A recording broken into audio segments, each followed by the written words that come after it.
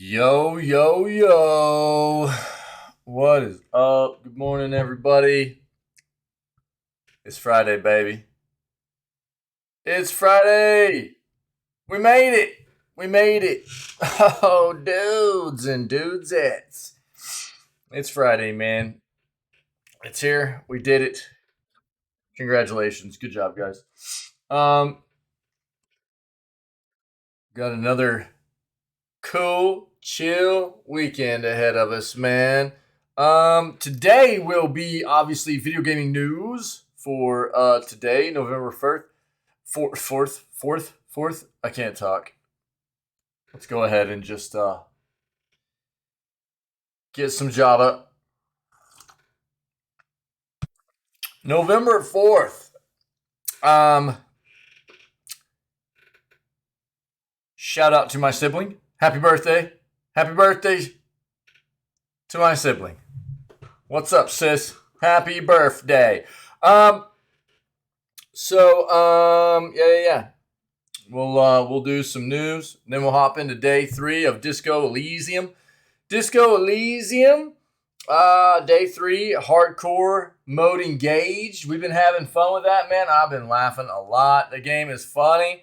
It's wild. It's a good time. We get to get chat involved with making a lot of the decisions. It's been a lot of fun, man. So we're going to keep pushing on that, obviously. And that'll be what today's gameplay is.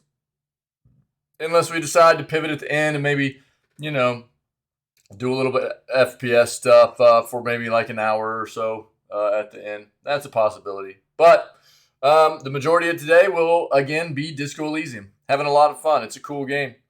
On that note, let's get over here and get into this video gaming news segment. Cool?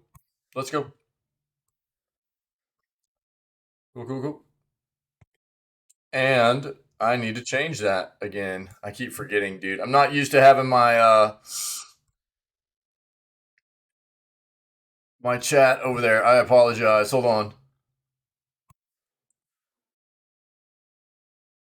Been a long time since I've had to mess with my chat because of the way a game's overlay is set up.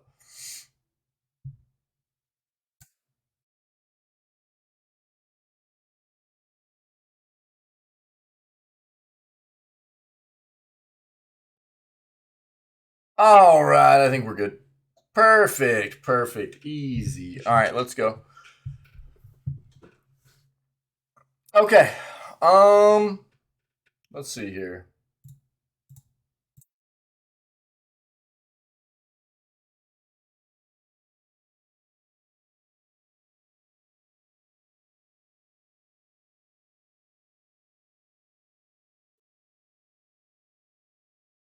And no more launchers for PC games, thank you.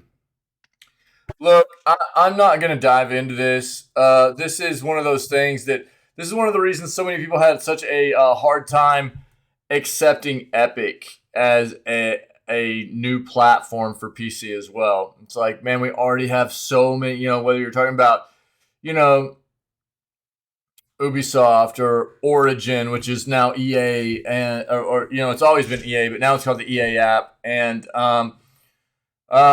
Steam, GOG. There are all kinds, and now Sony's probably going to have their own, and we've got Epic as well, and what I will say is that GOG is a really cool platform for connecting all of those accounts. Makes it really nice to have a semi-central platform to go and be able to see all of your library or most of your library anyways. You've also got Amazon. If you have any kind of Amazon games, then you've got Amazon Prime platform, which is trash. I'm going to be honest. It's not very good. But they give away free games, and you can't really argue with that, right? So, and you can connect those games to GOG, if I remember correctly. So, that's one of the things that's really nice about GOG is that you can connect almost all of the other platforms to it.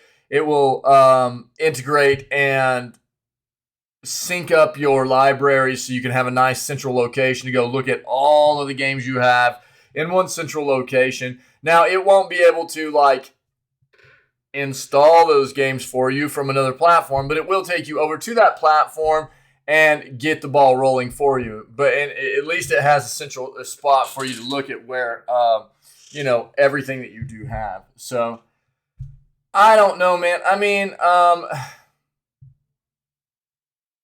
I've been saying this for a while, even outside of what GOG offers, an actual platform built for PC as a central location to truly integrate all of these or any all or any of these platforms together for gamers to sync up their accounts, not have to take you to the outside platform, be able to boot the games up from there, pull up the store from right there, those individual stores from right there, what have you, show you the best deals that are going on for a specific title across all the stores that are connected through that, for PC gaming on just that one platform. You know what I mean? Like, use that one platform and it'll show the best deal, across all of PC gaming, and have your entire library there, and it can boot the games up from there. And so that would be the ultimate thing for PC gamers. But is it, really viable? No, not really. Not really. And this is just something that people are going to have to deal with. It just is what it is, PC gaming is huge. Gaming is huge. And the bigger, more lucrative gaming becomes, the more companies are trying to get into gaming. And I mean, we see it all the time. Netflix is getting into gaming. TikTok is getting into gaming. The more that happens, the more there are going to be companies that have their own platforms for PC. I mean, we're talking about Sony now. It's probably going to have their own platform as well, right? Quite possibly, because they have this whole dedicated Sony or PlayStation PC thing now, which, in my opinion, they should have done a long time ago. But there's a high probability that they're probably going to have their own platform moving forward, rather than just running off of other platforms, because that's just going to make sense for their company, be better for their business. Absolutely, gamer. I couldn't agree more, dude. What's up, bro? So I don't know, dude. Yeah, I mean, it does it. What's up? Happy Friday, buddy. Look, man, we all can agree. It's really kind of cumbersome, and it's daunting with the fact that we have so many different storefronts and platforms and different areas where our libraries are growing, and it's not real fun. But is it a reality that we're just going to have to probably accept and deal with? And absolutely, absolutely.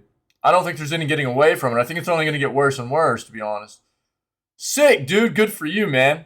Call of Duty weekend, baby. Yeah? Cool, man. Good. I'm glad, dude. You need to relax, buddy.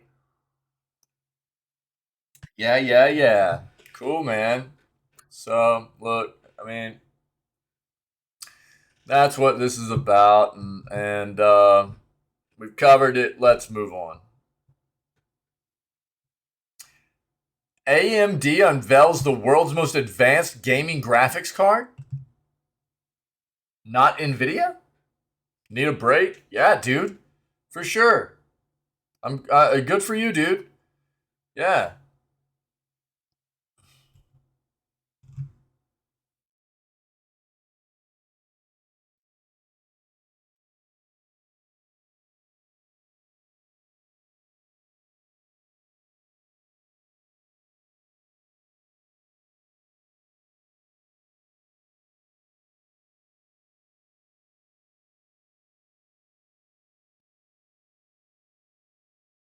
So we just be hanging out this weekend, huh?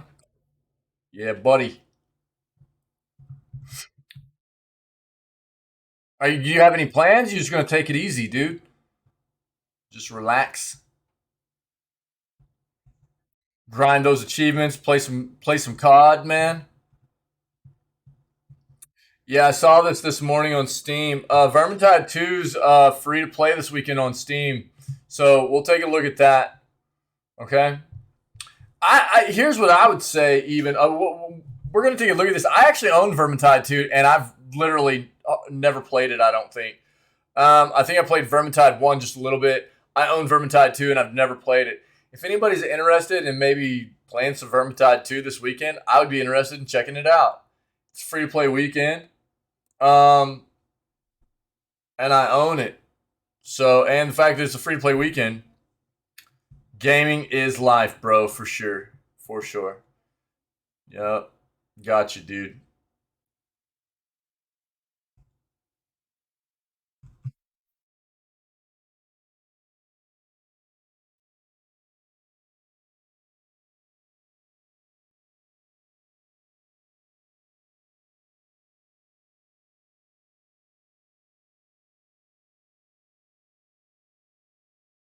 Man, I did not want to get out of bed this morning. I kept just like rolling over, man. I was like, oh, it's so cozy, dude.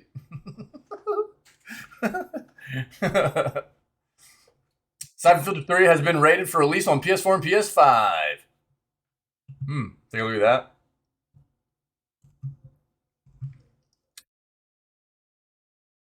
Go one more page here on the search.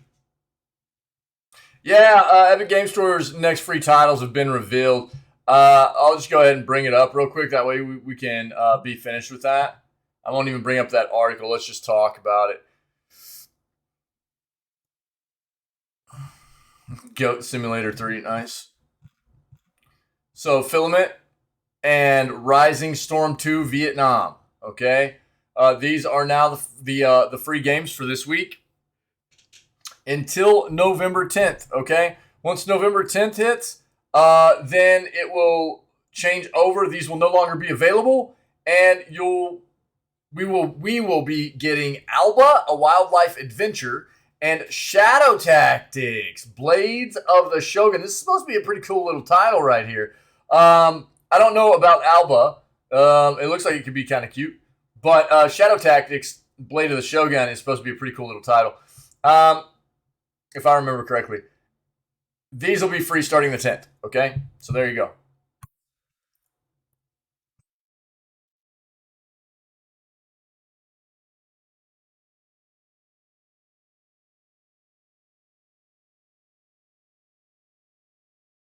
Mm. Developers raise safety concerns as disgruntled modern warfare something. What is this? Player visits Activision Studio. Bro, people are wild.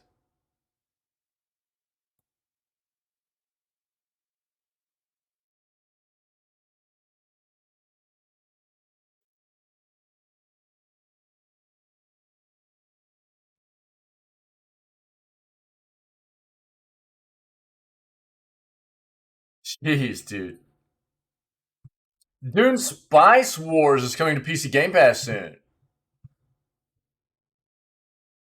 That's that mobile title, isn't it? Take a look.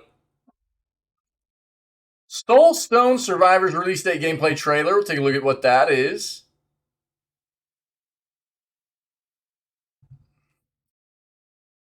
Oh no, dude. Here it is.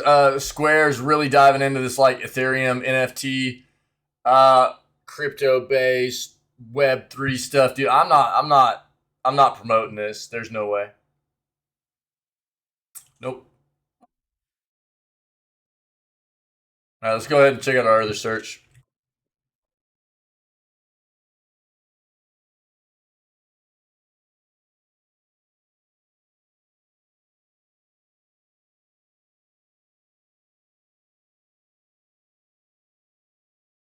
I am so scared to dive into anything God of War Ragnarok. Review God of War Ragnarok is one of the best PlayStation games ever.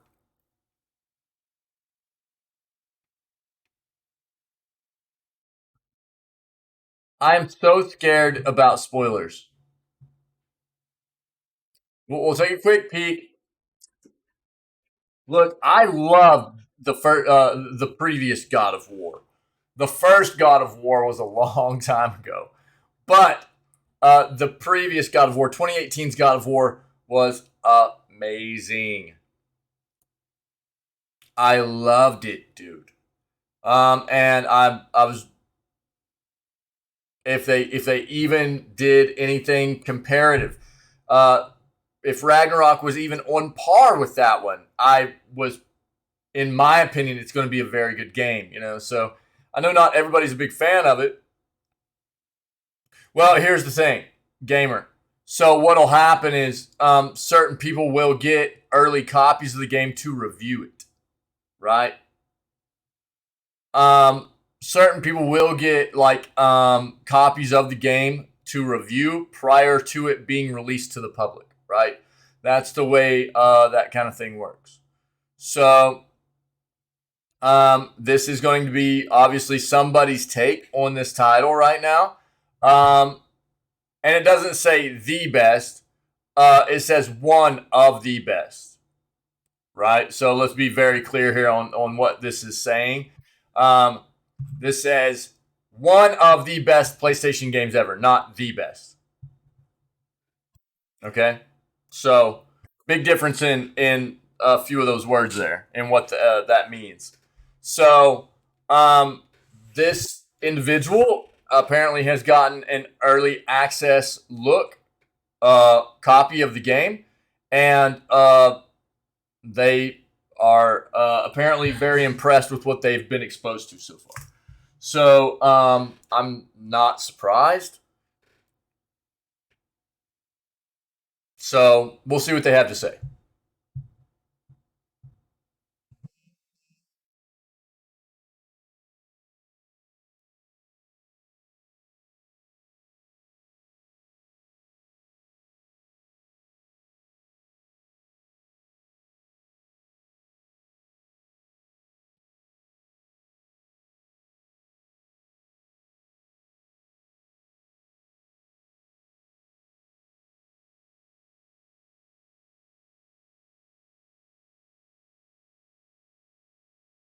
Wait, what?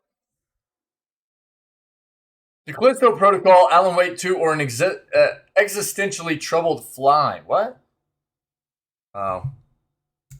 Meh. Vote for the best video game trailer of 2022? Pass.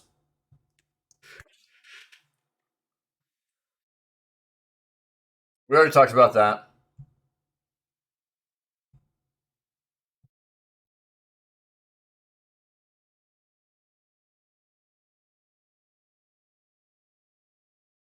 Well, I mean, that's just because that's what people will do, right? I mean, no doubt.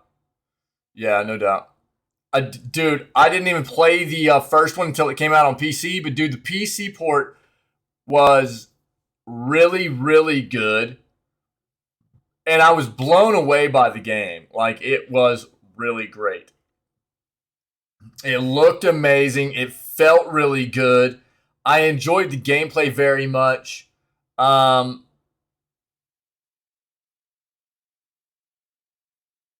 all encompassing, it was a fantastic game. Story, dialogue, voice acting, um, music, sound effects. I mean, the writing and it was just.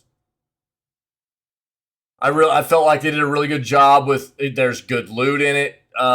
Your ability to really, you know,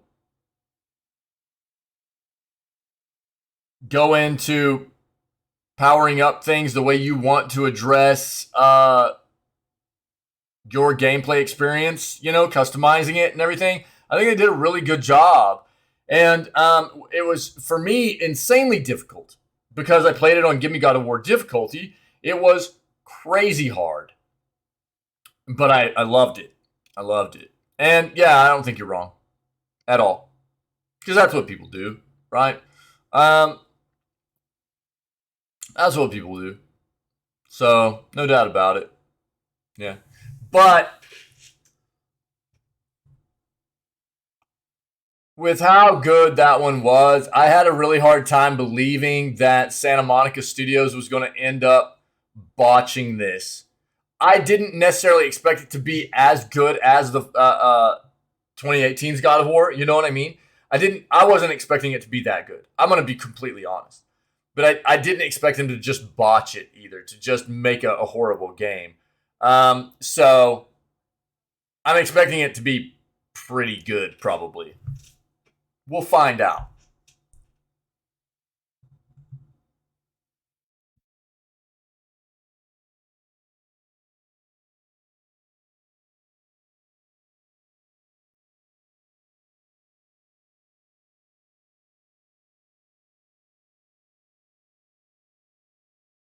So October had no new gaming licenses or permits, whatever you want to call them, for China's game developers. I'm not going to dive into this. We've talked about this a lot. TLDR, what you need to know is like there are a lot of so China has become very, very, very heavily regulated in the gaming sector. For any developers within that country, they're having a hard time. Psych. What's up, dude? What's up, brother? They're having a really hard time publishing their games because they'll be finished with development and then there's this huge bottleneck where all these developers are just sitting there with their titles ready to push them out. And basically, the Chinese government is going, nope, you're not going to be able to push anything out without us saying you can. And it's a very, very, very limited, slow kind of process where occasionally, about every 3 months or so, on average, is what we've been seeing over the past year and a half. About every 3 months, they come out with about, 40 to 50 permits every third month. And they just scatter them across all these developers and go, okay, you can release some games, And that's why we've seen a huge push for a lot of these developers to make their way out of China and into other parts of the world to get away from these restrictions. It's really, really wild. And here we go, October, another month without any permits at all for any developers to publish their games. Kind of wild. What's up, dude? What's up? Happy Friday, man.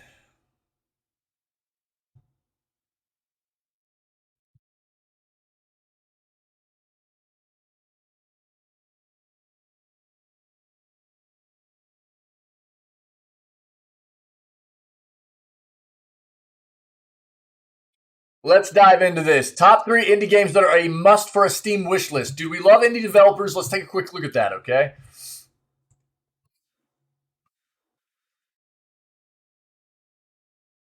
We already talked about that yesterday. The Witcher 4 update leaves fans confused. Okay.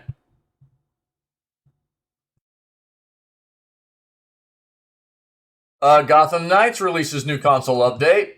See if this is going to maybe perk up some people that have been pretty, downtrodden about the experience so far.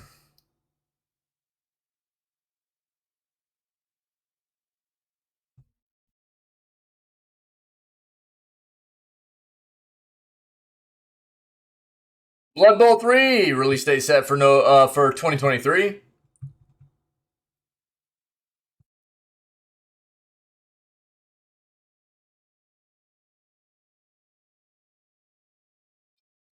New Elden Ring DLC include extra bosses and PvP.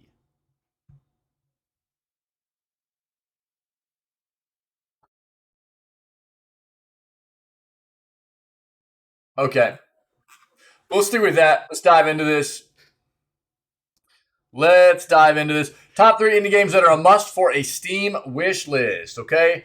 I don't always dive into these like lists, or not normally, I guess. Occasionally, we'll dive into some of these kind of list type articles. But we love indie games, man. We love indie developers. Kind of the core of what is setting standards for good standards for the video game industry, as it were, most of the times anymore.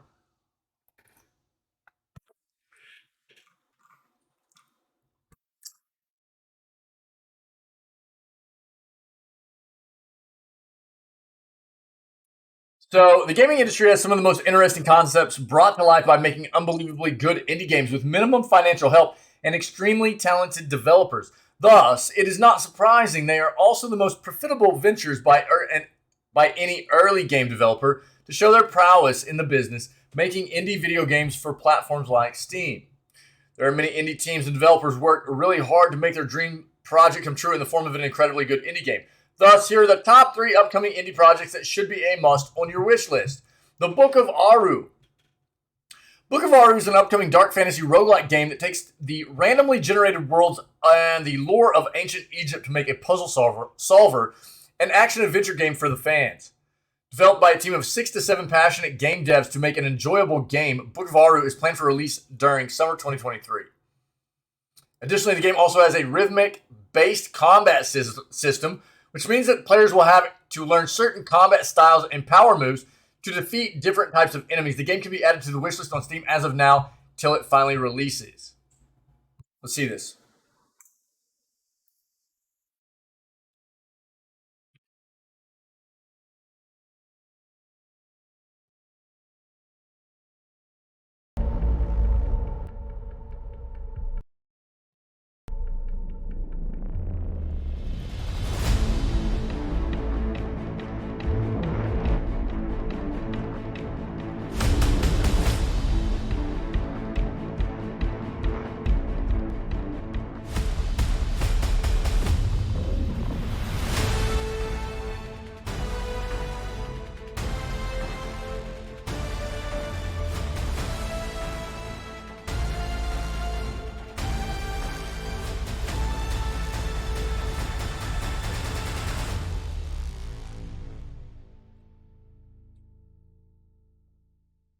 Okay.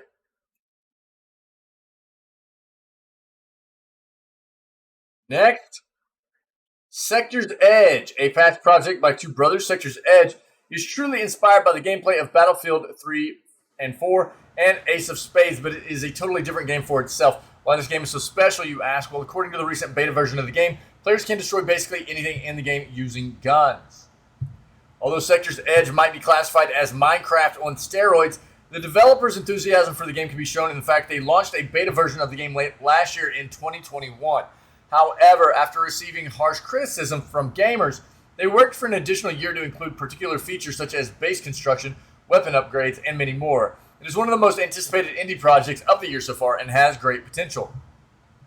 What was this? Sector's Edge. Let's take a quick peek.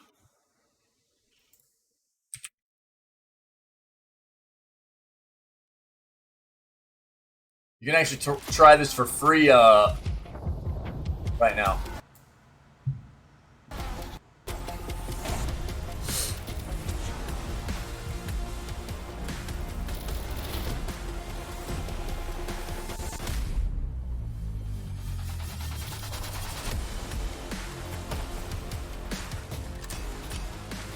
Huh.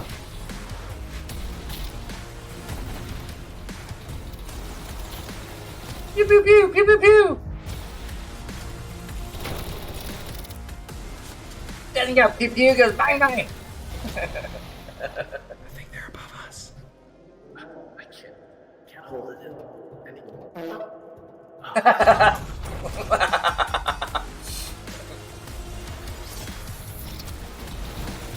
That was pretty funny.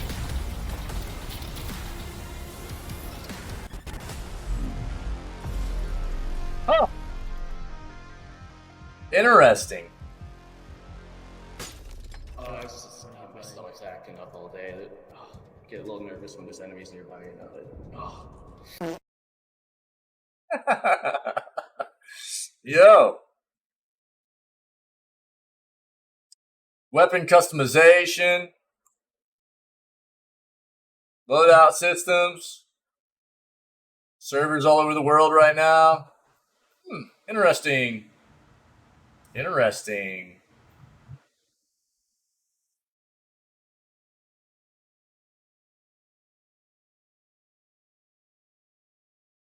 Worth trying out, maybe.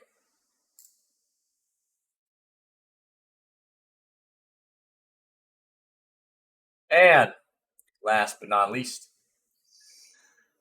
Mika and the Witch's Mountain is a short, fun, and cozy package delivering game that allows players to travel through broomsticks and explore a vibrant world filled with side quests and cozy people. The game follows the story of a wannabe witch called Mika, who takes up the task of delivering packages to neighbors and gaining a name for herself doing that.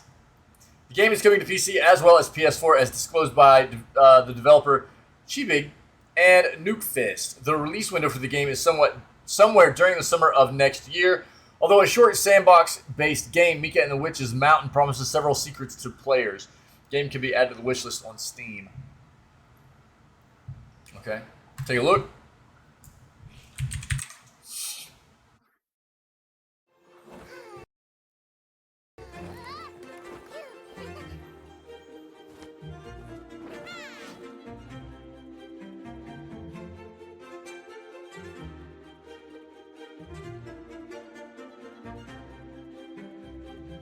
Java.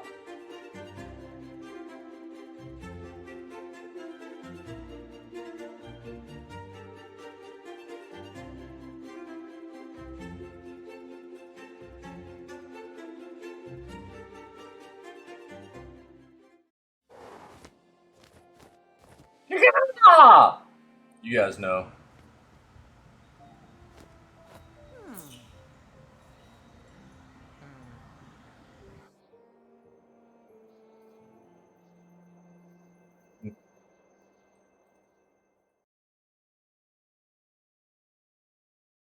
It's pretty. It's pretty.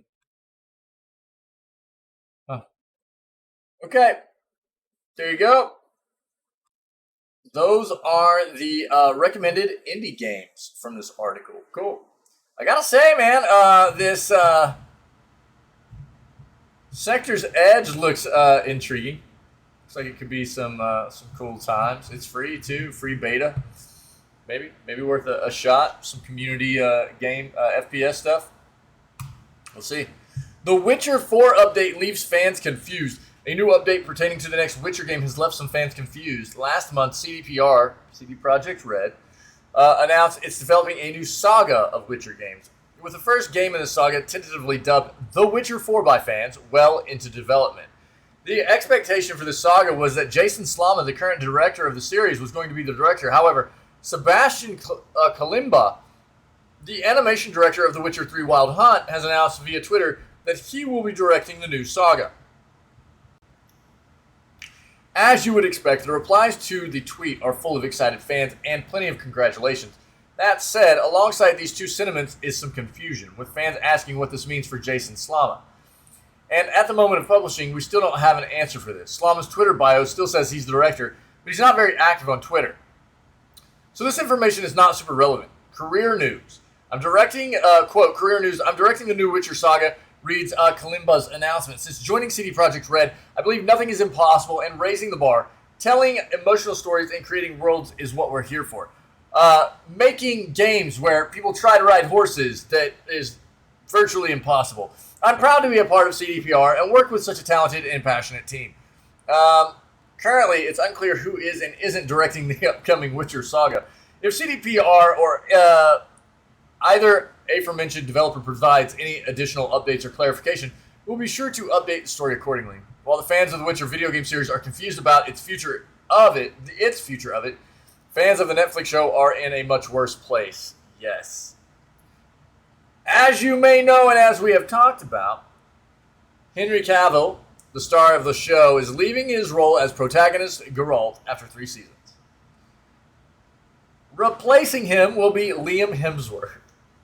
As you would expect, fans of the show are crestfallen to see Cavill go, as he was inarguably the best part of the series.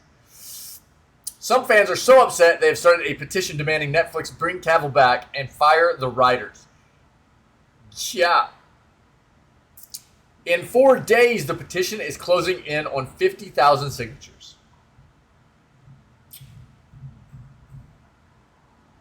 Arguably, yeah. Yeah. Wild Gwant FTF. Yeah, dude. Yeah, bro. Gwinter 3, yeah. Oh, jeez, dude. Oh, my God. I mean, it's a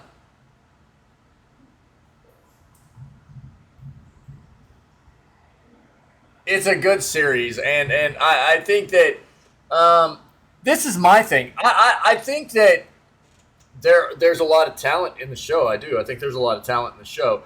My thing is that obviously Henry Cavill is the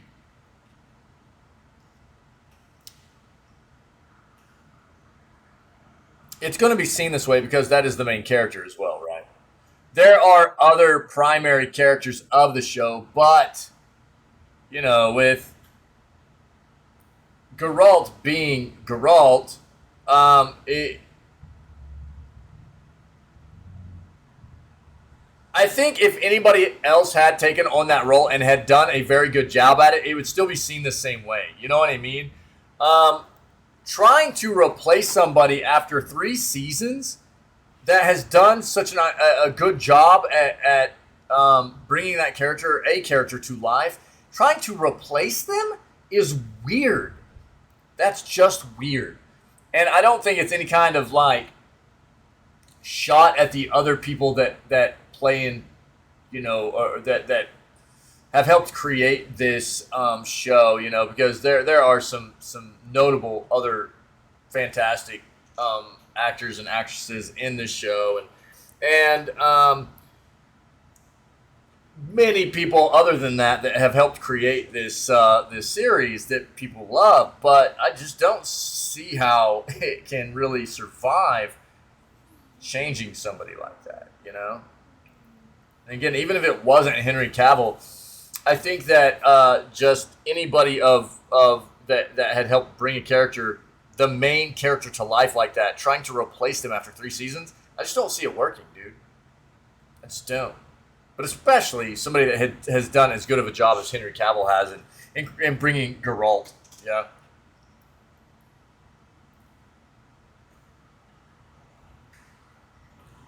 No.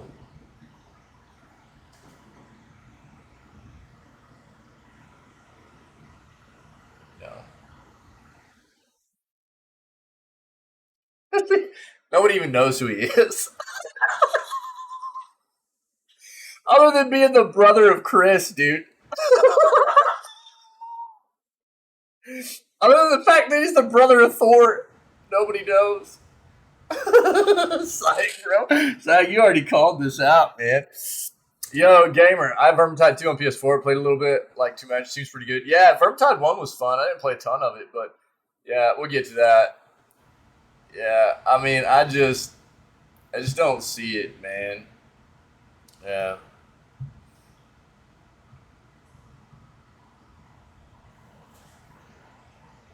Yeah, I think it was Michael Fassbender, right? I think it was Michael Fassbender. He's probably thinking of.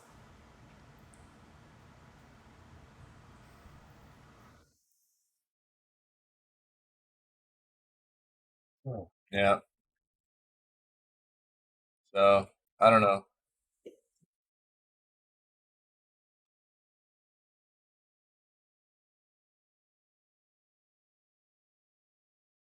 Gotham Knights releases new console update with patch notes. WB Games Montreal has released a new Gotham Knights update on console, which is to say PS5, Xbox Series S, and Xbox X. Uh, Unfortunately, if you're on PC, you missed out on this update. Though, according to WB Games Montreal, PC users will be getting a similar update next week. As for the contents of the update, they aren't that consequential. There aren't any new updates or any new content. Rather, the patch contains more fixes for stability and issues that have been found since launch. While WB Games Montreal has provided the patch notes for the update, which you viewed below, there's no information about file sizes. In other words, the only insight we can offer into how long it may take to download this update is that its patch notes aren't very substantial, which in turns points toward a smaller download. Excuse me. Right? Yeah. Yeah.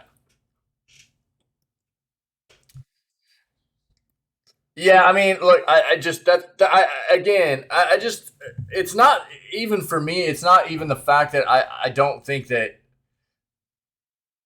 Okay, I'm gonna be very truthful here.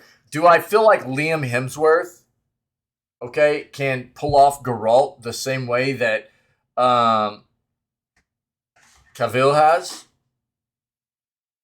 No, I just don't. All right, I don't see it.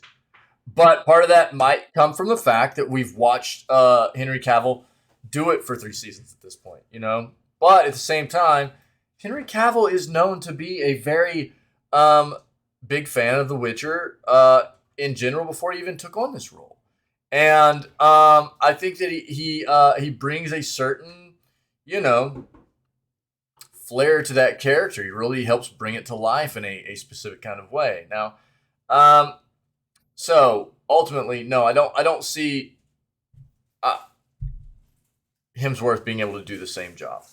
It doesn't mean that he won't be able to do a good job, but it doesn't change the fact that they're trying to keep a character going with a completely different looking actor, completely different actor. Okay, um, after 3 seasons, that just doesn't make sense, dude. It to me is just bonkers. Just stop. Just stop. If you can't have Henry Cavill, and look, I understand that that's not great for all the other actors and things like that are part of that show, but dude, they're gonna ruin it. In my opinion, it's gonna ruin it. I won't watch it. There's no way. And a lot of this probably has to do with like the fact that there were already a lot of people that had contracts signed on for a fourth season or whatever. You know what I mean? And Netflix was probably going to be chalked up with a lot of fines or lawsuits or whatever for backing out of it. I don't know. There's probably a lot of like background stuff we don't know about. Um,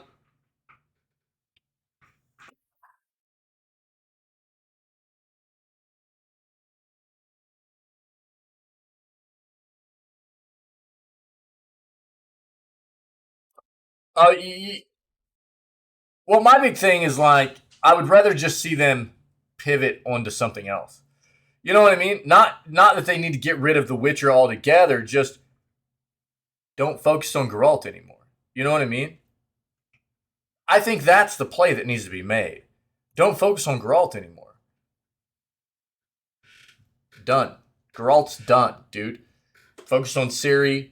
Focus on somebody else, dude. There's plenty of other characters, dude, that they can keep moving on with and don't worry about Geralt anymore. It's um I don't know.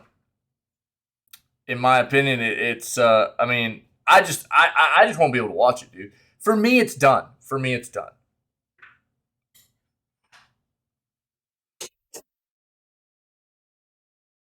Well, yeah, I mean, again, and I understand why they probably felt like they needed to keep it going and everything, but personally, just for me, it's really hard for me to be like that invested in a show and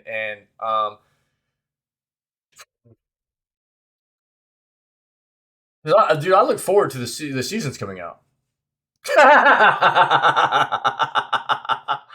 look forward to the seasons coming out, and I won't be able to sit there and watch through it and experience the show the same way, seeing somebody else play that character.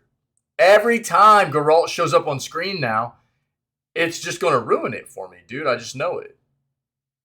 So it just won't be right. It just won't be right. It'll just feel wrong.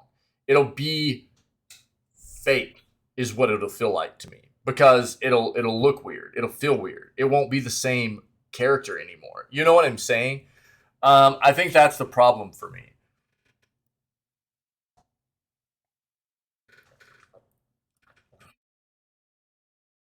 So I would rather just watch this next season and just be like, okay, that's gonna be it for me. Um, that's just me though, and I'm cool. I mean, I'm not telling other people to boycott it or whatever. That's just my own personal. Um,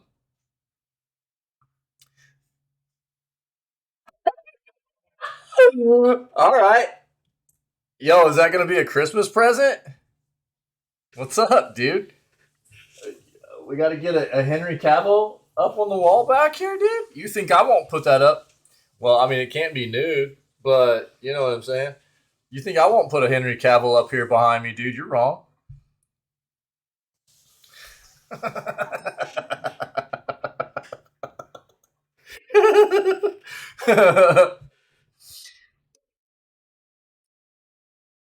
So the patch notes for Gotham Knights, and again, this isn't on PC. This is just console. Further optimization to improve frame rate stability because those 30 frames per second, are having an issue. Too soon? Jesus. Implemented dynamic resolution, crash fixes, server-side update to help address co-op connection stability. Oh, dude.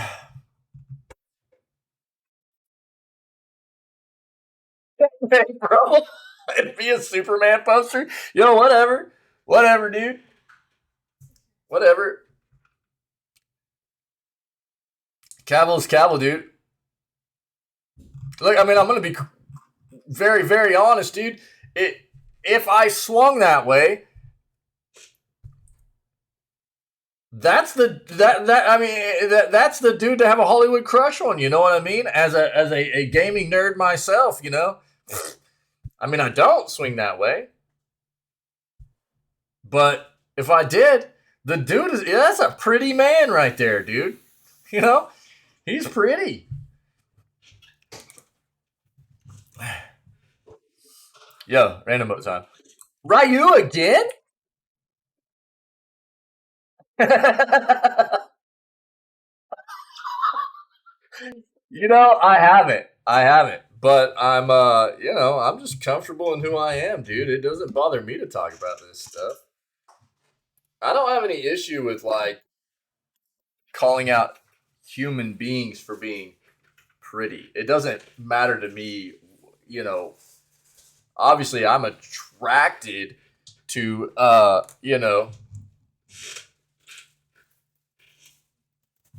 female gender. My wife, right? But there are a lot of very, very beautiful people in the world, regardless of gender or whatever, dude. Gotham Knights, dude. They got to work on that 30 further optimization for that 30 FPS that they, had such a hard time getting going. You know what I'm saying? Jesus, dude. Insane. Blood Bowl 3 release date now set for 2023. The pickiness is what betrays you. Is that what it is? Is that what it is? I can't help who I am, dude. As far as just naturally being, actually, attracted to something, man. I don't know. We now have a concrete Blood Bowl 3 release date, but there's also some bad news if you're a fan of the Warhammer Fantasy Sports franchise. The game is landing on PC, PlayStation, and Xbox next year, so you won't be getting your hands on it in 2022, unfortunately. Blood Bowl is a pretty big name in the world of tabletop gaming, and 2 digital versions of the game have already been released. Now, Blood Bowl 3 is finally set to launch across current gen platforms, excluding Switch. But it looks like it won't be meeting its original target of a 2022 release, which its Steam page still lists as its launch window. When it does arrive, Blood Bowl will bring the series' usual combination of fantasy sports and staggering violence to modern platforms. As with other games, you'll coach and manage a team of Warhammer creatures, including orcs, dwarves, and humans, building strategies for them and telling them what to do during the course of a game. Do you guys remember the Capu Pride? Yeah, dude. Yeah, no doubt. I support the Pride, dude. Do you guys remember Mutant League games?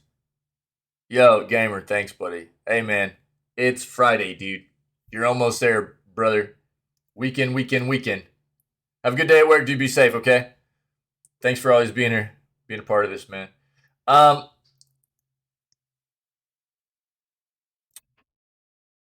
The old school Mutant League games were gnarly.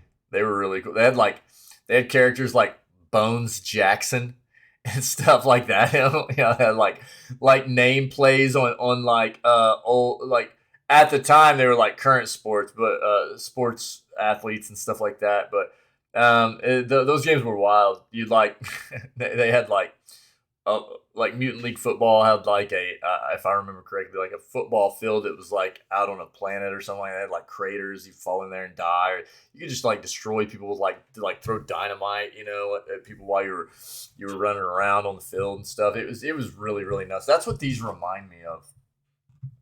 I've never played one of the Blood Bowl games, so I'm pretty sure all the Mutant League games were like on Sega back in the day too. The third installment in the Blood Bowl series will bring a host of new features, including dedicated passing stats, more playing fields with unique rules, and cheerleaders. I'm not saying I want to see Space Marine cheerleaders take the field, but I'm not saying I don't either. When it launches, Blood Bowl 3 will boast 12 playable factions, including 4 that are making their debut in the video game series. Every faction has unique characteristics, so it'll take a while to get to grips with all of them. Naturally, you'll be able to enjoy Blood Bowl 3 alone or with others too. Sounds like if you loved the first 2 games, you'll be into this one as well. Blood Bowl 3 lands on PC, PlayStation consoles, and Xbox platforms on February 23rd. You can wishlist it right now on Steam if you like. Cool. Cool, man. Right on. Has anybody played these? They seem like they'd be a funny time. New Elden Ring DLC clues include extra bosses and PvP Colosseums. Another data mine of the latest Elden Ring patch reveals more proof of a new PvP mode coming to the game via the unused Colosseum areas. Yeah, I remember playing through the game and being like weirded out because the Colosseums were not accessible. And then I remember after we finished playing the game in one of our news segments, we found where somebody had figured out a way to mod their way, I think it was, into the Colosseum, one of the Colosseums, and there was like a what do they call it? It's not a bonfire in Elden Ring. I can't remember what they call it. The Point of Grace, I think, wasn't it? They found like a Point of Grace in one of the Colosseums. Considering how much of a commercial success Elden Ring was upon its launch, DLC was never a matter of if, but when. Even beforehand, it was practically a given since From Software's previous games all saw DLC expansions. Surprisingly, though, Bandai Namco has been tight-lipped about any sort of DLC, despite the promise of expanding the brand after the game broke the 12 million units sold mark in just 3 weeks. There have already been signs of DLC on the horizon, and most recently, an Elden Ring data miner is thought to have found more evidence of its existence, specifically regarding a new PvP mode. There was speculation of Elden Ring receiving such a mode as early as March. Back then, the community uncovered an unused Colosseum area, which they presumed was being saved for a future multiplayer mode. This only seems more likely now, as it's been discovered that the most recent patch for the game added text banners that read things like "Begin match and you win."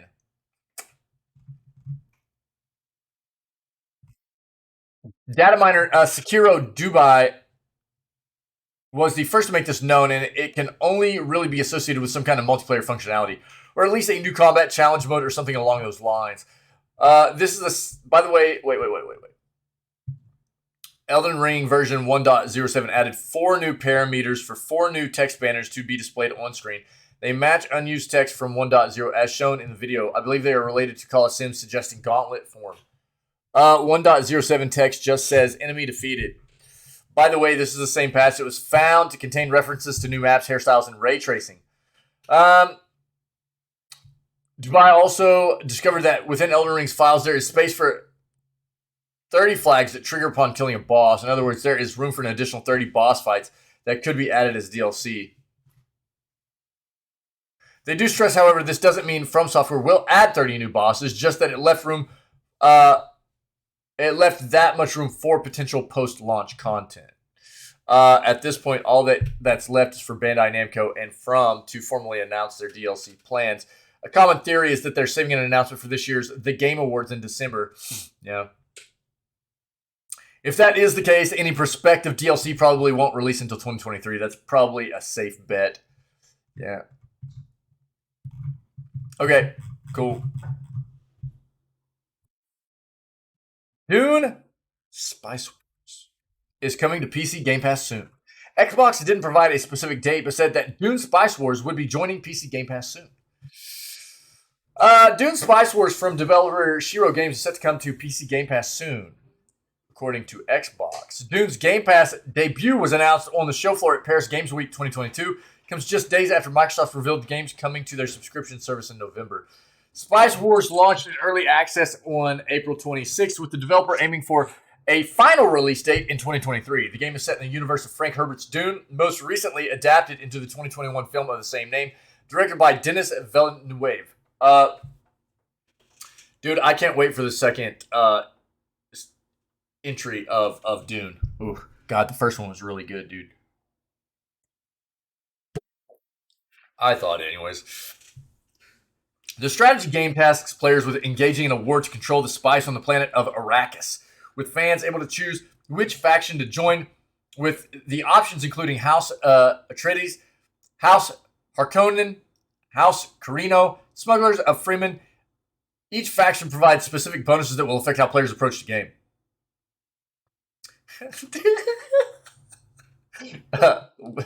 Wick. What's that, dude? Where's it at, dude?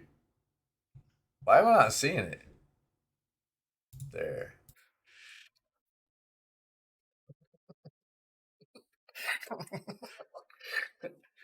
Wait. What's up, dude?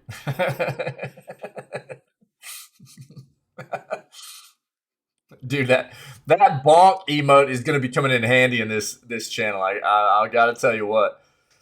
That bonk emote was needed a long time ago. What's up, buddy? How are you, man?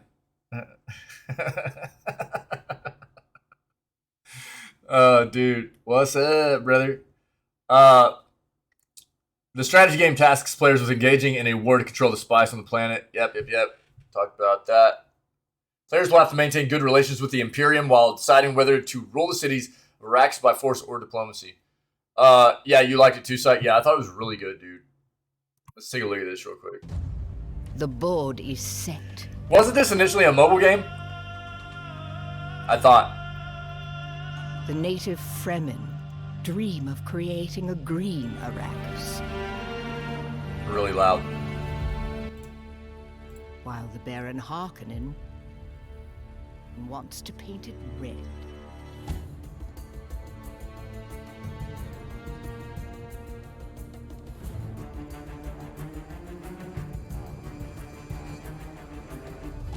Atreides, bound by the whims of the Emperor, are blinded by their honor.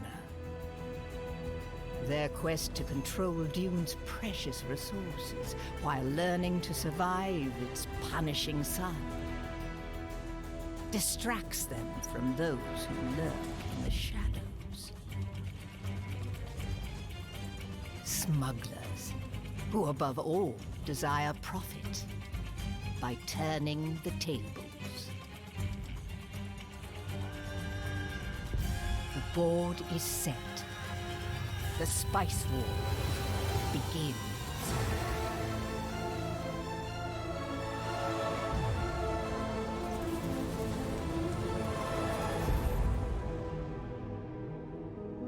Game Spice Wars. Cool. There you go. There are currently no further details as to when we can expect Dune Spice Wars to hit Game Pass, but the official Xbox blog promises to have more to share about the game soon. Still in early access, the game is looking promising. Jake Tucker, in his preview of the game for NME, praised Dune for how distinct each of its factions feels to play, describing it as every bit as compelling as Civilization's One More Turn pull. However, Tucker also argued the game could be making better use of the Dune license, adding, "Give me Golas, Holtzman shields, and no chambers. This is a great game, it just doesn't feel Dune enough just now." Okay.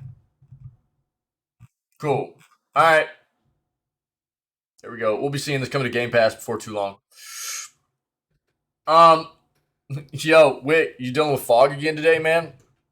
And did you see my reply in Discord, dude, to your pictures you posted? I don't know if you saw that. I figured you would like it.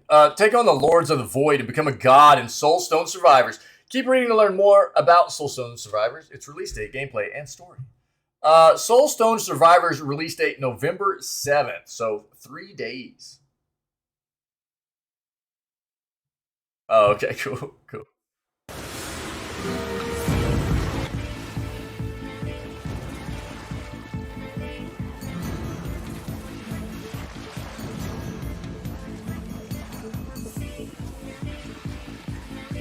Why do I feel like we saw this already?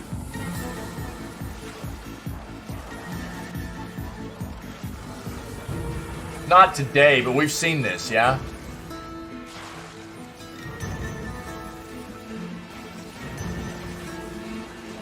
You know what this is? This is like a, you're dragging today. You're cracking up. 20 minutes late and counting. Oh, I'm sorry, dude. Have you been playing more MW2? Not that that's why you would be late or anything, but just curious. This looks very much like somebody trying to kind of do their own take on Vampire Survivors. You know what I mean? That's what that looks like to me. And that's not surprising, right? Vampire Survivors is very successful. And it looks kind of like that same kind of situation there. Soulstone Survivors gameplay is a top-down action roguelike game with bullet hell elements. Players take control of one of 14 available classes, with more most likely coming in the future. Each of the classes has its own playstyle and abilities. Players will need to find the class that fits their playstyle. Oh, Wick! I'll show you a game we came across just a little bit ago, an indie game, free-to-play FPS thing, dude. These classes, weapons, and stats can be upgraded using the materials players will find during their runs. This is the game's main source of progression, as players will do multiple runs to improve their characters, which will improve their chances of survival. Yeah, right here, if you're familiar with the game Vampire Survivors, Soulstone Survivors gameplay is similar to that. Yep. In the game's levels, players must defeat various enemies, earning money and experience in the process. Whenever players level up, they can pick between randomly selected abilities. These abilities are either active, damaging abilities or passive abilities. The active abilities activate on cooldown, while the passive abilities are always up. Players need to build a good combination of actives and passives so that their runs will go smoothly.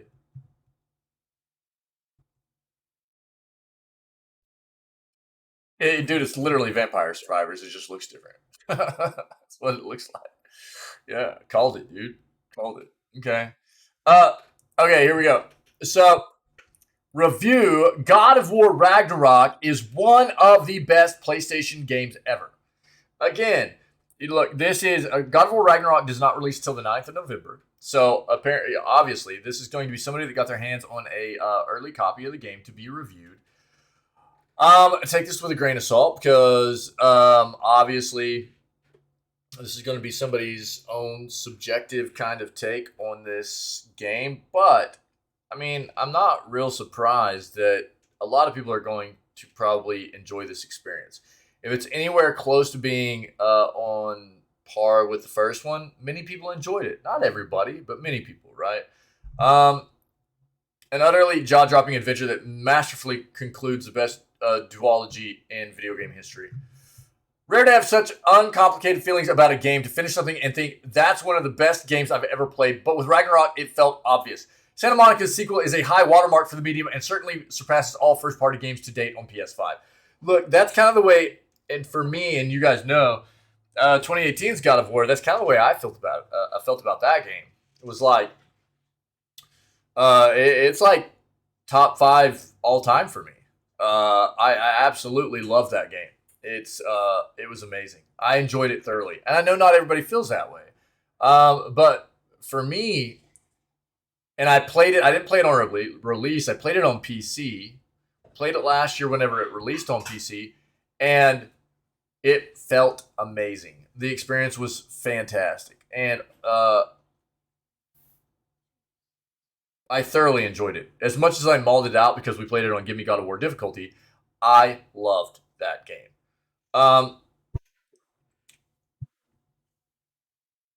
It's a very difficult game to talk about because Ragnarok's greatest strength is its ability to shock.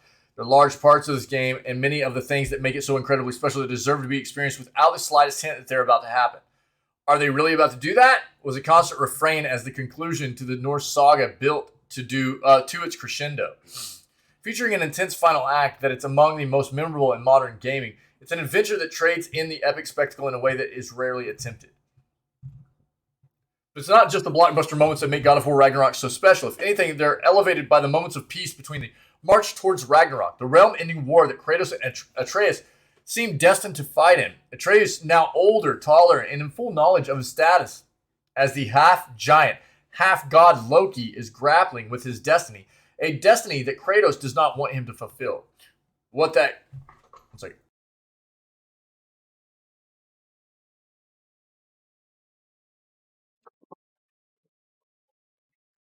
conflict manifests as early is essentially teenage rebellion. That deeply relatable adolescent feeling of thinking you know everything and that your parent just doesn't understand. The God of War duology's strength has always been recasting gods are relatable characters with emotional depth, and Ragnarok only continues that. Many players will be shedding a tear within 10 minutes, such is the generational leap in performance with Sunny Suljic, an absolute pillar of this game. I don't want to see anything. I don't want spoilers, dude. I'm going to play this game, not on release because I want to play it on PC. But I will play this game, and I do not want spoilers.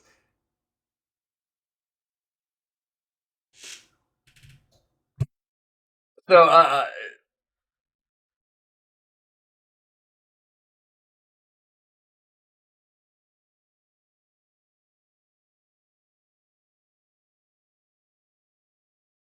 I'm really from just skimming this a little bit. I don't even necessarily want to read too much, but I don't even want to read this because I think it's going to spoil a little bit.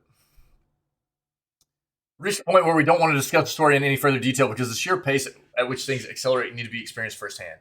Even attempting to explain all the story beats in, I'll put it in chat if you guys want to read it yourselves, okay?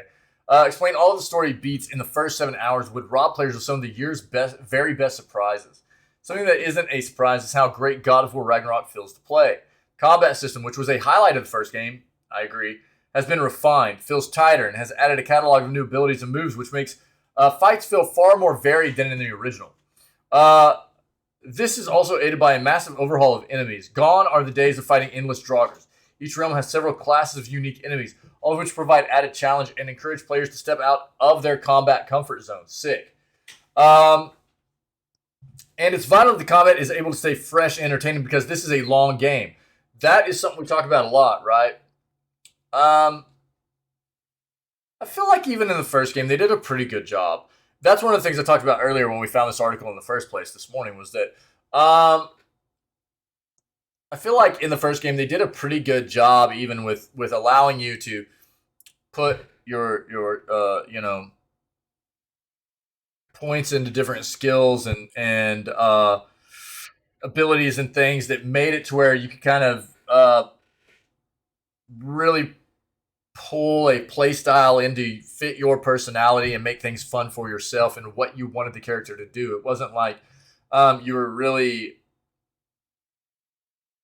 relegated to being a specific play style of the game. Obviously, I mean, to an extent, there's going to be that because you have a specific, set of weapons to use and things like that. But they did a pretty good job of allowing you to upgrade things, and by upgrading, you get different kinds of abilities and combos to use and things like that, which was very fun to keep, moving forward with in the game.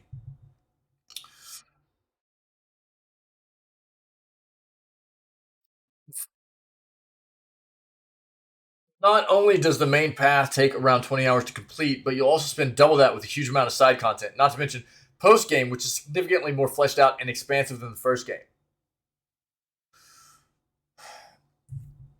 And I'm guessing they probably didn't play this on the hardest difficulty.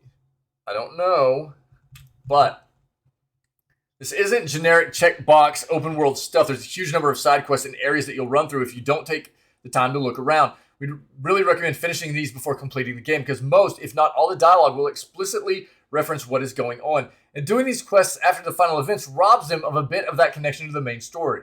Yeah, there are puzzles to solve. Utterly brutal fights that in some ways surpass the legendary Valkyrie fights from the first game. Oh no.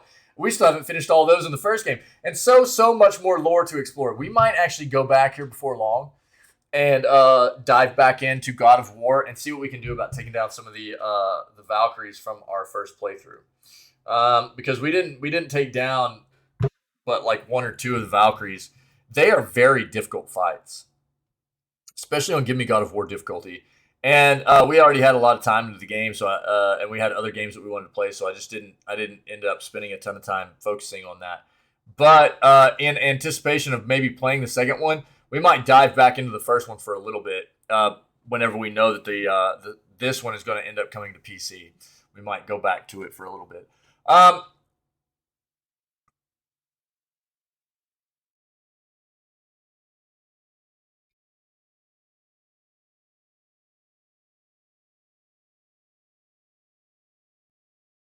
Those realms you're exploring are utterly stunning. This isn't just a case of making things look realistic, although we did find ourselves wondering how many dozens of people it took to make snow that looks photo real as a backdrop for you beheading things. But it's the epic art direction. Everything is bigger and grander. It is a game that is just dripping with expense in a way that video games don't often reach. Play it on the biggest screen you can. Yeah, I mean, even playing through God of War last year on PC, I remember just looking at the game and just being in awe of it constantly. And the snow was a big deal. The physics of the snow were absolutely incredible. The game offers a performance mode and fidelity mode, each of which can be supercharged with a high frame rate if you have the TV to show it off.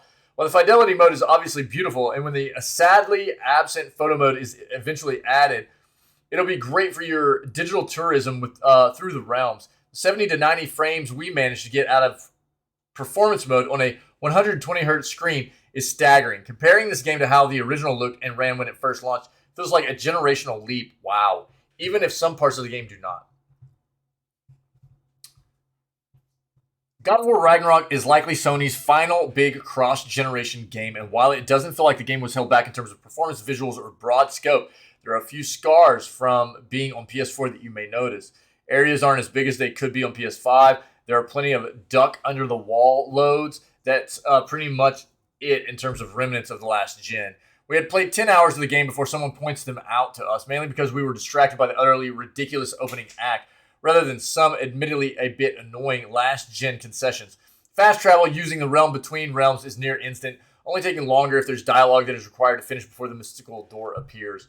Special mention has been made of Bear McCreary's incredible soundtrack.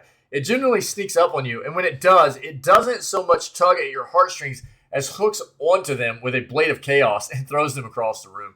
The soundtrack is reserved when it needs to be, but when it has an emotional moment to carry, it does so spectacularly. The overwhelming feeling we had as we were approaching the end of God of War Ragnarok is just how astonishingly far the series has come.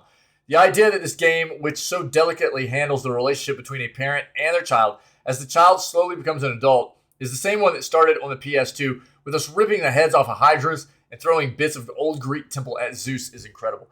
As Bear McCreary's epic score heralded the beginning of the end, the chills we experienced were a rarity in media. It reminded me of sitting in the cinema watching The Lord of the Rings, The Return of the King, absolutely in awe that something of this scale could exist. You don't get many moments in gaming where you can honestly say you've never seen anything like that before. Ragnarok's final bow is one of the moments. It's full of them. Ragnarok is a testament to a developer operating at the absolute peak of its powers. It is not only one of the most singularly powerful games of the modern era, it's a current gen benchmark that other studios should aim to be within touching distance of. The story of Kratos and Atreus will surely be remembered as one of the best in the history of the medium, and Christopher Judge and Sonny Soljic deserve all the acclaim possible for the characters they brought to life. It is a victory march. While some insignificant elements of its cross-generational status occasionally flare, they are utterly drowned out by the visual, oral, and emotional symphony that the game conducts. A final act that, perhaps the finest endgame, brings an utterly unbeatable duology to an unforgettable end. It's a very well-written article. And again, I mean, this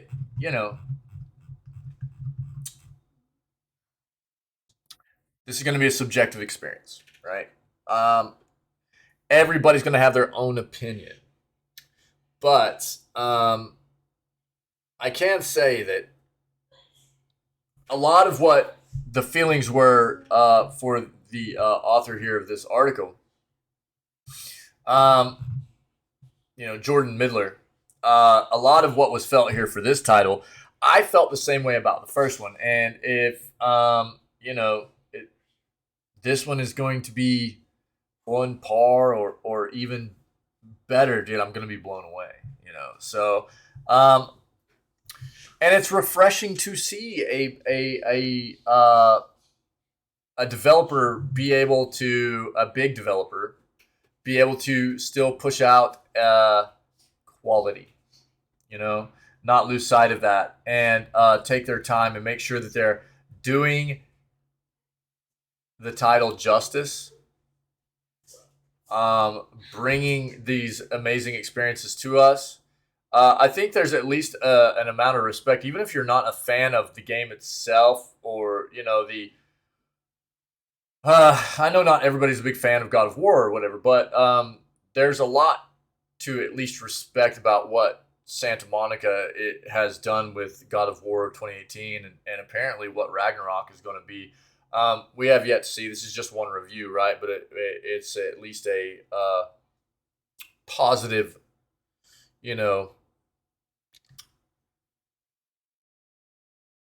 it's looking positive so far. And so often what we usually see is, with these big AAA developers and stuff, they get big, they lose sight of quality. It's all about money, and things start to kind of fall off for them in terms of what they bring to us as the lovers of video games in these series, and it's kind of refreshing to see that some of them are still out there doing good things, content and quality wise, So cool, man. That was a good read. Good read.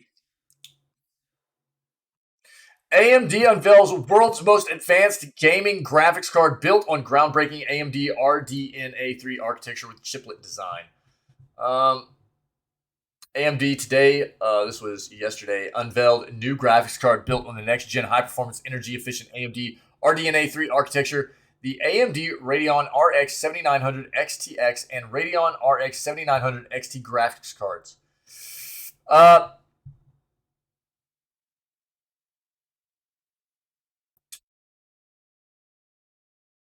The new graphics cards are the world's first gaming graphics cards to feature an advanced AMD chiplet design.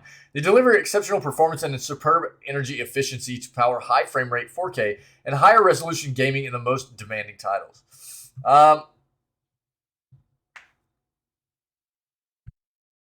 Breakthrough architecture delivers up to 54% more performance per watt than AMD RDNA2 architecture.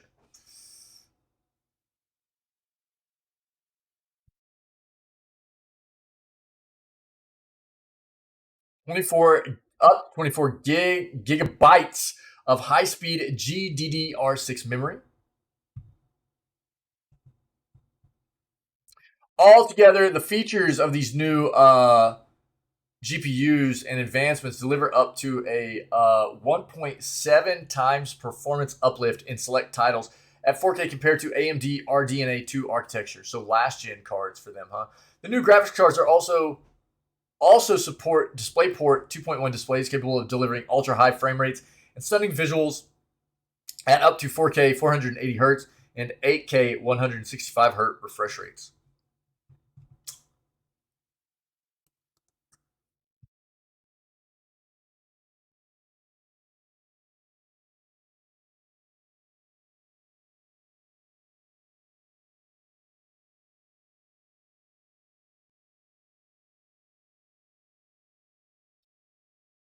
Okay, so here's what everybody probably is going to want to see, right? They're talking about the 7900 XTX is going to cost price USD, right? $1,000. And the 7900 XT $900. Now,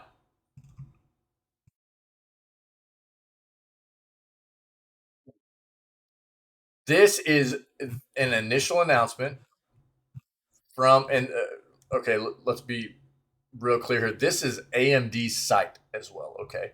This is a press release on AMD's own site, all right? So what we're going to need to see here is a bit of a bump up against obviously the other leading graphics card manufacturer, NVIDIA. We're going to need to see how these new cards, the 7900 XTX and the 7900 XT, performance-wise, bump up against the other, like the 4000 series graphics cards. And probably the 3000 series graphics cards as well. And their previous gen cards. We're going to need to see a range of performance benchmarks. Specifically what these cards are benchmarking at and where they line up against NVIDIA's new cards, NVIDIA's old cards, and AMD's old cards. And then we'll get a better idea at what this, if this is a good price point or not. So,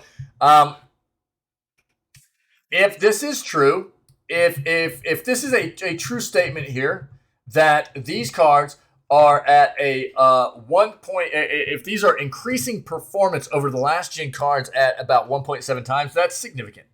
That's significant. That's a pretty good evolution for AMD in their GPU technology from last gen cards to these new gen cards. We're going to need benchmarks. So we will take all this with a grain of salt, and we'll wait and see what benchmarks come out, and we'll kind of start bumping stuff up against each other and see what we think, okay? Vermintide 2 goes free to celebrate the series' 7th year anniversary. So, I would be interested to know, and I talked about this whenever I brought this up initially this morning. I have Vermintide 2. I don't think I've played a single minute of it. I own it. I played Vermintide 1 a little bit. It was fun. Vermintide 2, I grabbed it on sale a while back. Really good sale. And I was like, well, maybe at some point, I'll play this. I still haven't. So it's a free weekend for this game. I'm guessing it's probably on sale as well. We'll bring it up real quick. Let's see. And then we'll read about it. Incorrect. Right there. Vermintide 2, Warhammer Vermintide 2. It's a free weekend. All the way through the 7th, right?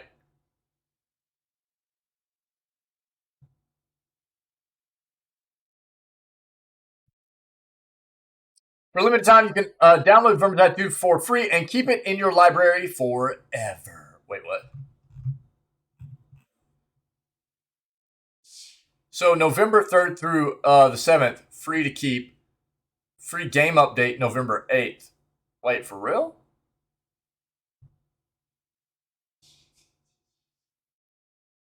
A free copy of Vermintide 2, a free update to Vermintide 2 Trails of Treachery DLC, access to play Darktide early for pre-order players, and a free download of Devoted Rejects DLC for all Vermintide 1 and 2 players, or 2 players who jump in and played Darktide. Yoink, dude. There you go. So it's not just a free weekend, dude. They're actually giving this away for this weekend in anticipation of Darktide coming out. What's up, brother? What's up, Pinky? So, if you don't have Vermintide 2, it's the time to grab it, dude. Yeah?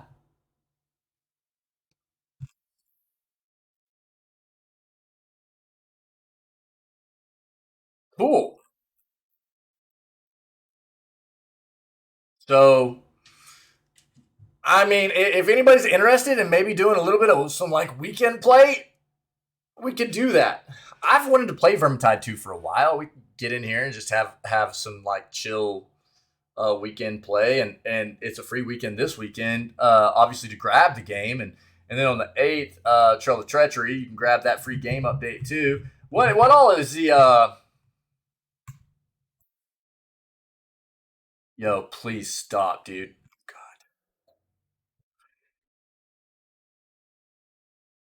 There's all kinds of other content in here too, and a lot of it's on sale right now. So I don't know if there's anything that looks, it might be time to.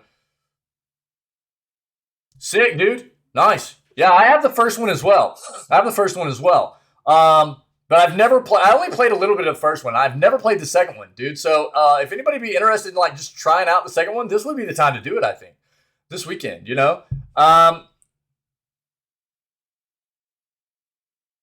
Vermintide 2 Collector's Edition upgrade is like $319. So you could literally, what does this include? Shut up!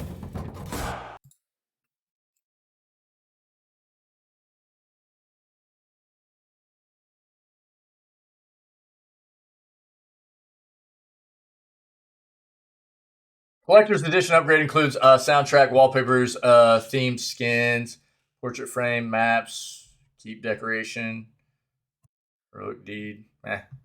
But all the other, there's a ton of DLC, man, and if you're gonna get, you're getting the game for free, you might take a look, see if there's any of the DLC that you want. You have entire 29 minutes in it, yeah. So I don't know, it's free. I'll actually just go back and I'll share the link to this for you guys. So you can actually, God, please, dude, just shut it. So right here. They don't have a share in this, do they? I'll just share the, let's go to Vermintide real quick. I'll share this for you. In case anybody needs it. There you go.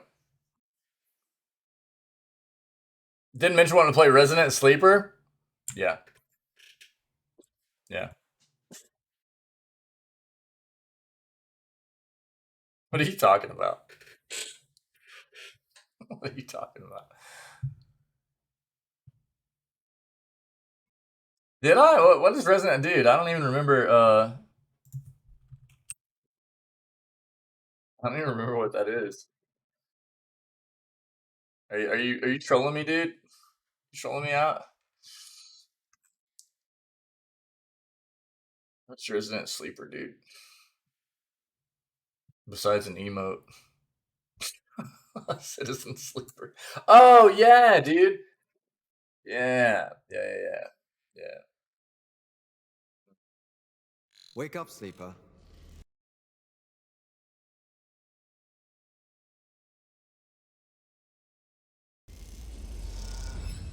Dreaming again? Yeah. Yeah, Resident, I was like, dude, I know it's an emote. I was like, is it a game too? You roll your dice. Yeah, this looks like a cool little game. Work, get paid. Survive. You turn up for your friends. Or you don't. Have you played it? That's life on the eye.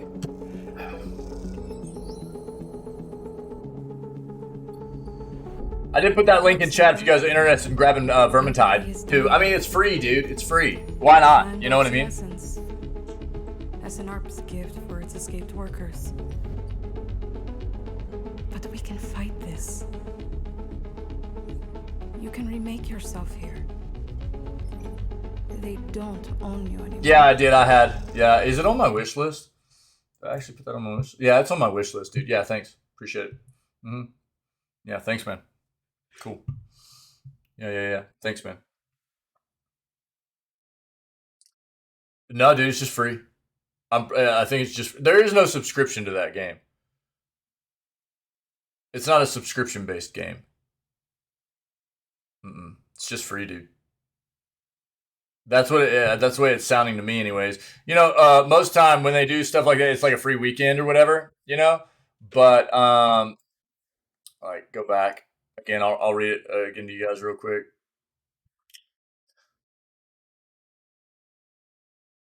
Bro, just shut your mouth.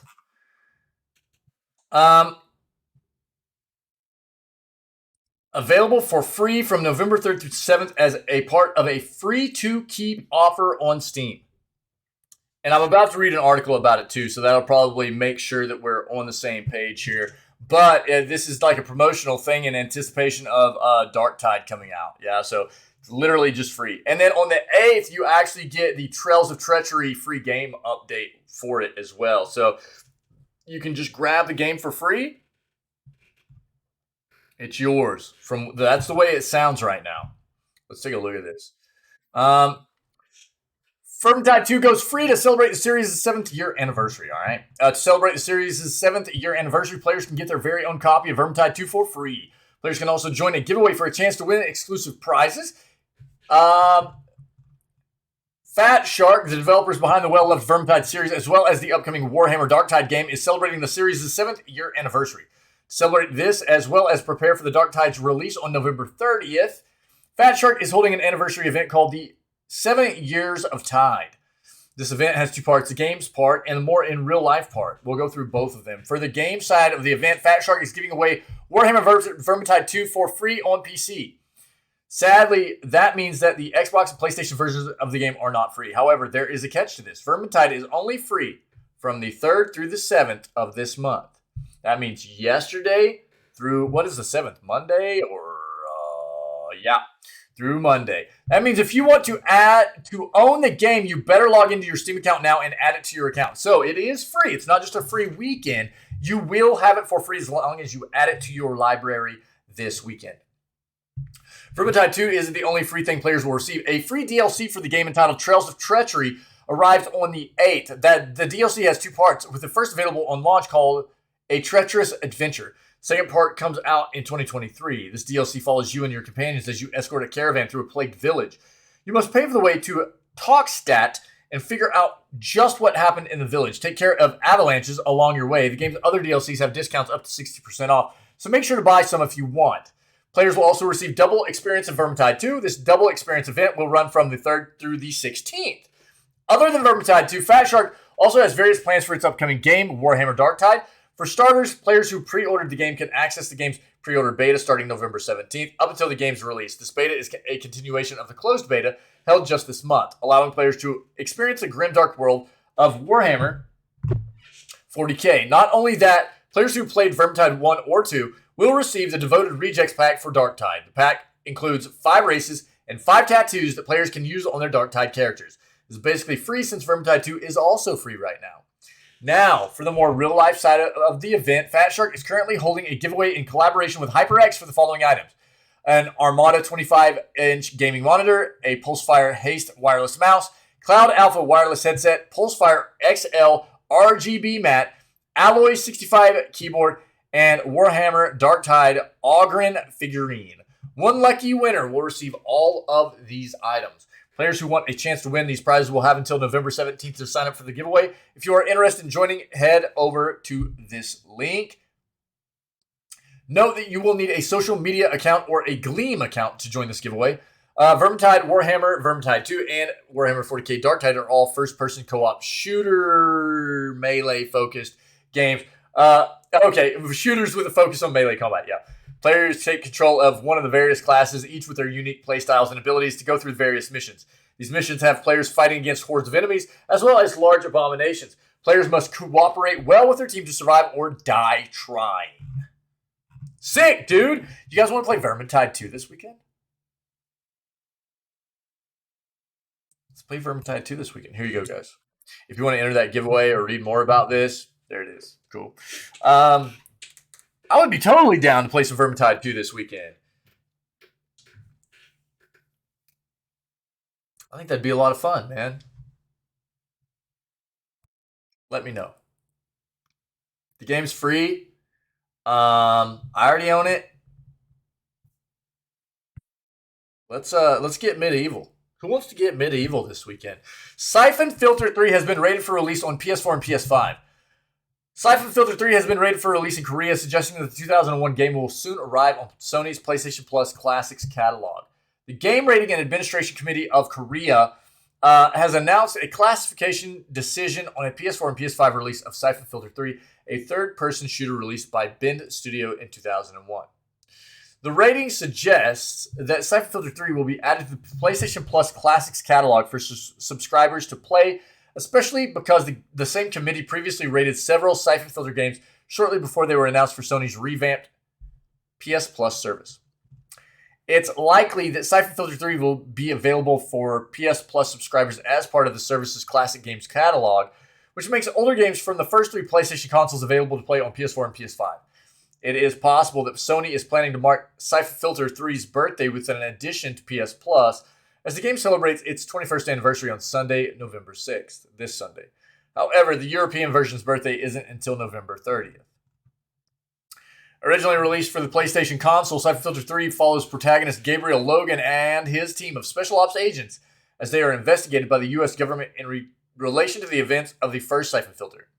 Currently holds a critic score of 73 on Metacritic, which is slightly lower than the previous 4 titles to be rated in Korea: Siphon Filter 2, Siphon Filter Dark Mirror, and Siphon Filter Logan Shadow.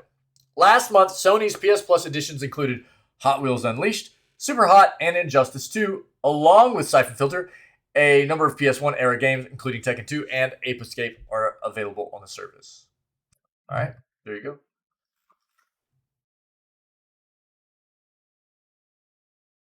Okay, cool. Yeah, man. Solid. Cool. Nice. Yeah, let's plan on trying it out, dude. I'm down. Pinky, you want to play, dude? You want to play with us? That'd be dope to get like 4 people in there. Yeah. Get 4 of us in there, play around a little bit on the weekend, have some fun.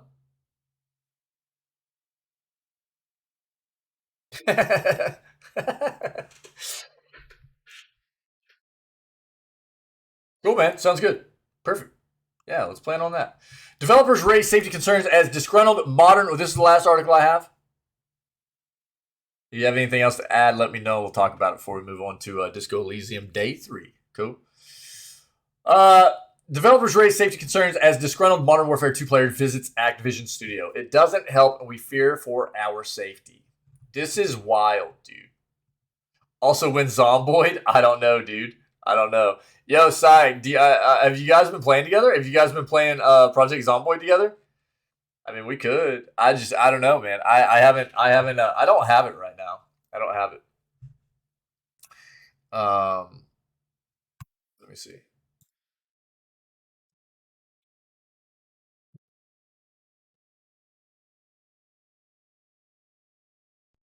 Live at the military block.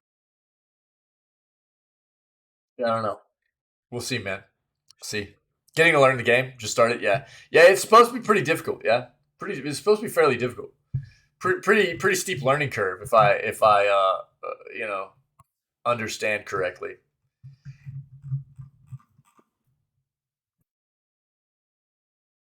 Yeah, we'll see. I'll try to grab it here pretty soon. It's a learning mountain? Yeah, okay. Yeah. My bad. Yeah, cool. I'll try to grab it pretty soon, man. We can start getting in there and playing a little bit of it if you guys want. Developers across the games industry have criticized a Call of Duty Modern Warfare 2 player that turned up to an Activision studio to dispute a wrongful ban. On Monday, October 31st, a since-deleted Reddit post claimed that the author had visited Activision's Texas studio to speak with an employee after they were wrongfully banned from Modern Warfare 2. While the user was denied entry by the studio's security staff, who suggested he shouldn't get mad about a video game, developers and game industry workers have highlighted that disgruntled players turning up to studios poses a safety risk to employees. These employees are getting like $15 an hour and still can't afford the rent they split with 3 other people, wrote Jacob Garcia, an associate producer at Aspire. Yo, you guys know who Aspire is? This is the studio that is supposed to be creating the Coda remake right now. Knights of the Old Republic remake. That got indefinitely delayed. Please don't visit game devs at their offices. It doesn't help and we fear for our safety. We had threats all the time, shared Jessica Gonzalez, former Activision Blizzard and founder of ABK Workers Alliance. Blizzard campus had a guy at our gate threatening to kill employees. Jess Highland, a character artist at Maxis, recalls having pissed off RuneScape players turning up so often there was a whole protocol for it. While she worked at Jagex, one time someone actually tailgated into the office before the fingerprint readers, and we got an all-staff email like, stay at your desks and wait for security. Angelo Alcid, principal corporate counsel at Microsoft, shared a similar experience. I'll never really forget being at Bandai Namco and having to lock our doors because someone's DLC code for Dragon Ball Xenoverse didn't work. So he emailed customer service and said he was going to come to the office and shoot everyone. Back in September, Respawn Entertainment called out increased harassment against the studio's Apex Legends developers. We read about that. In other gaming news, Treyarch has announced that ranked play will be added to Modern Warfare 2 in 2023. Good. That's good. It should be. But this is unacceptable. This is, people are out of their minds, dude. People are out of their minds. Now look, there is absolutely something to be said for good customer service, good lines of communication with customers, and a way for a customer to be able to get in contact with a company and dispute something like a wrongful ban, or maybe something such as a game code not working correctly as it should be, and for these types of things to be addressed in a timely manner, right? But for people to think that it's okay to, and look, this goes way beyond just these situations with people going to companies. I mean, it happens in we hear about it all the time, and it's just unacceptable.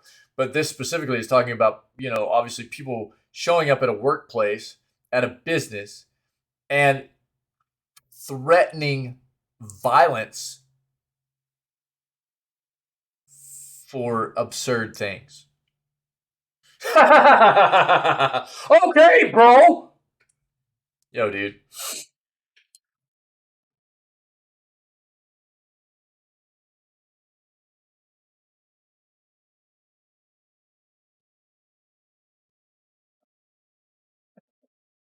Um, I've heard horror stories, man, from, not just like this kind of stuff, but just like content creators and things like that too, like popular YouTubers or popular streamers on Twitch, or what have you. Anybody that has any kind of notoriety or fame, anything like that, where they've got a significant community behind them, that where and it can be something where they didn't even know they did anything, and all of a sudden they've got people showing up at like their house, or something like that, and it's like showing up at their home, threatening them, or just showing up as anybody showing up unannounced or uninvited is unacceptable. It's weird, okay? That is a weird thing. And it's an invasion of people's privacy, and I don't, or just showing up at a place of business and thinking that it's okay to threaten because of some kind of absurdness, like a video game code not working. Wow, dude. I don't really know what else to say, but wow, it just it blows my mind that there are people in the world that have a mind state. Obviously, I think that what we're talking about is some mental instability, on going on for people that get through a thinking process of going,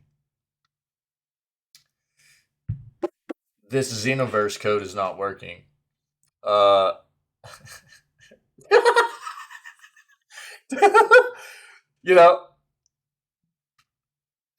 yeah, yeah, yeah. The Xenoverse code is not working. I should probably show up at that company and threaten to kill everybody for it. The fact that somebody goes through a process mentally of thinking that that is the correct course of action. That is wild, dude. That is wild and scary. That's scary, dude. And we talk about quite often, like, and this is one of the things we talked about here recently. We read this article, developers having social media accounts and specific developers for companies having social media accounts and getting harassed and things like that, to where the company's like, yo, shut it down. You guys don't talk to anybody anymore. And this sucks for the gaming community, because what it does is it makes developers feel like they can't have open lines of communication, good open lines of communication for sane people. For anybody that wants to communicate with them just on any kind of normal level of information sharing. You know what I mean? It makes developers not want to have any kind of communication with a community because of these few people that take things too far. You know what I mean? It's really wild. I don't understand, and I would say that it's very obvious that there are these people that engage in these kinds of acts, and there's some instability going on there that is pretty rough, dude. Pretty rough. You guys are wild. Not that wild, but that's what I got, man. It's a scary place, dude. The world is. People are scary.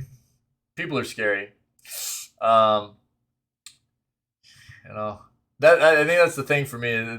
That's concerning. Like, dude, I love cool people, man. I love cool people, but there's always that kind of lingering thought for me that there tends to be people in the world that the smallest thing can kind of trigger them to go unhinged and just way out of bounds and take drastic like measures that a normal person would not go to, which is scary, man. I think that's why we see so many crazy things in the news where people just kind of lose it, man, and go bonkers, and it's really concerning. It's kind of it's super wild, man. It's scary. It's what I got. Let's play on some Vermintide 2 this weekend, man. I think that would be a fun time. I've brought that up in the past. It was a long time ago playing some Vermintide in the community, but now's the time, dude. Now is the time. I think we've already got Pinky and Syke are down to play a little bit. If anybody else is interested, then maybe download the game. We'll see what we can do about getting some other people in. I love playing games with the community, so I'm very I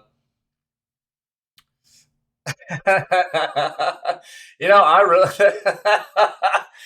yeah, dude. I mean, we're talking about a whole different thing there, though, right? It being the catalyst for prompting violent tendencies in people, as opposed to people just having underlying issues in the first place. The big difference. I know you're capooing me there, but let's be very clear. Video games just get blamed for too much stuff, man. It's just so stupid. I don't want to exacerbate that at all. You guys rock. Oh, I was going for normal. I don't know. I guess I just missed the word or whatever. I don't know. Reject. Because people aren't real, dude. In my head. That's why. People aren't real. I was going for the word normal. I just missed it, I guess, dude. Not enough coffee this morning. So, good news segment. You guys rock. We're going to move on to Disco Elysium Day 3. Yeah. And again, if anybody's interested in playing some Vermintide, man, it's a free weekend. It's not even just a free weekend. You get Vermintide 2 for free. Just go on Steam and get it. This weekend, starting yesterday, it's already there. Go get the game. It is free. So what's up, Reject? How are you, buddy? There's no point in not doing it, even if you're not sure you want to play it. It's a free game, you know, so do that. And we'll probably play a little bit of it this weekend, man. That sounds like a good time. So on that note, appreciate everybody. You rock. Appreciate you being part of this, creating such an amazing community. And if anybody is watching this as a VOD later on, and you're enjoying what you're seeing, see what you can do about coming and hanging out with myself and the rest of these amazing people that are part of this community. When we go live at 6 a.m. CST every single day, start all of our streams off with video gaming news, okay? After that, we go dive into whatever playthrough we're currently engaged in. Yeah, whatever gaming content we want to go have fun with for the day. So other than that, you guys stay healthy, stay safe, be kind, and we will catch everybody tomorrow for November 5th's edition of Video Gaming News. And Vermintide will be played. I don't know if we'll do Vermintide all day or if it'll be like some Disco Elysium and Vermintide, but Vermintide for sure. Yeah.